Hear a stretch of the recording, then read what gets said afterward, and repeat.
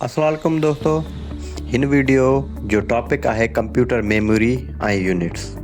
दोस्तों, computer memory खां पहिरीं असांखे सम्झणु घुरिजे त कंप्यूटर डेटा कीअं सम्झंदो आहे। त बुनियादी तरह ते कंप्यूटर हिकु बिजली या इलेक्ट्रॉनिक्स ते हलंदड़ मशीन आहे। मतिलबु हिन लाइ सिर्फ़ु 2 स्टेट आहिनि। या त पावर ऑन आहे, मतिलबु उहो हिनखे 1 सम्झंदो आहे, या त पावर ऑफ आहे, मतिलबु 0 आहे। इन सां ज़ाहिर आहे त कंप्यूटर 2 अखरनि खे सम्झी सघे थो, जेके आहिनि 1 ऐं 0, ऐं इन्हनि ॿिन्हिनि खे मिलाए हिन जी ॿोली ठहे थी, जंहिंखे असीं बाइनरी लैंग्वेज चऊं था। बाइनरी लैंग्वेज लफ़्ज़ जो मतिलबु आहे 2 अखरनि वारी ॿोली, ऐं 1 ऐं 0 हिन जा 2 अखर आहिनि, जिन खे असीं बाइनरी डिजिट या बाइनरी अंग चवंदा आहियूं। हाणे अचो त कंप्यूटर मेमोरी खे सम्झूं। दोस्तों, कंप्यूटर मेमोरीअ जा 2 टाइप हूंदा आहिनि। सभ खां पहिरियों प्राइमरी मेमोरी, जंहिंमें तव्हांजो रैम, रोम या कैशे अचे थो। प्राइमरी स्टोरेज या मेमोरी उहा मेमोरी आहे जेका कंप्यूटर इस्तेमालु कंदो आहे सिस्टम खे हलाइण जे लाइ।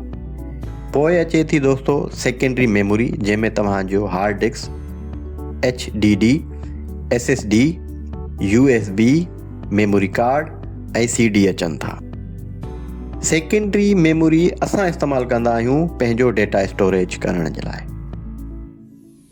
हाणे अचो दोस्तों त मेमोरी यूनिट खे सम्झो। मेमोरी यूनिट डेटा जो हिकु मिक़दार आहे जेको मेमोरीअ जी माप करे थो। मेमोरीअ जी माप दुनिया में बाइट्स ते कई वेंदी आहे, पर असां वटि नंढे में नंढो यूनिट बिट आहे। हिकु बिट में बाइनरी डिजिट 1 या 0 स्टोर थी सघे थो। उन खां पोइ ॿियो यूनिट आहे दोस्तों निबल। 4 बिट जे कॉम्बिनेशन खे असां निबल चवंदा आहियूं। हीअ यूनिट हाणे इस्तेमालु न थींदो आहे, पर तव्हांखे मालूमात ॾियण लाइ ॿुधायो वियो आहे। हाणे अचे थो बाइट, जेको दुनिया में इस्तेमालु थिए थो कंप्यूटर मेमोरीअ खे मापण लाइ। उहो आहे बाइट। हिकु बाइट में दोस्तों 8 बिट हूंदी आहिनि। हाणे अचे थो वर्ड।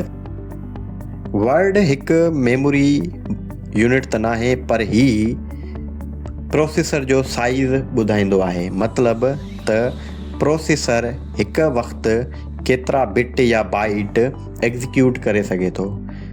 अक्सर तव्हां ॿुधो हूंदो 32 बिट सिस्टम या 64 बिट सिस्टम।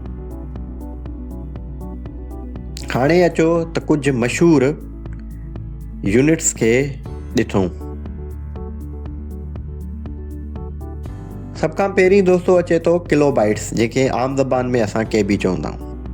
अगरि असां 1024 बाइट्स खे गॾु कयूं त उहो 1 KB जे बराबरि आहिनि। ईअं ई असां अगरि 1024 KB खे गॾु कयूं त उहो 1 MB जे बराबरि आहिनि, यानी मेगाबाइट।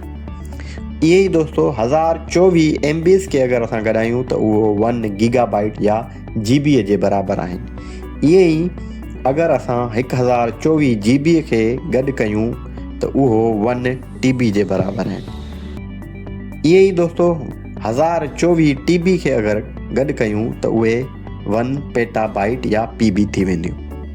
हीउ हुयो दोस्तों कंप्यूटर मेमोरी ऐं उन जा यूनिट। उमेद आहे तव्हांखे ही वीडियो पसंदि आई हूंदी।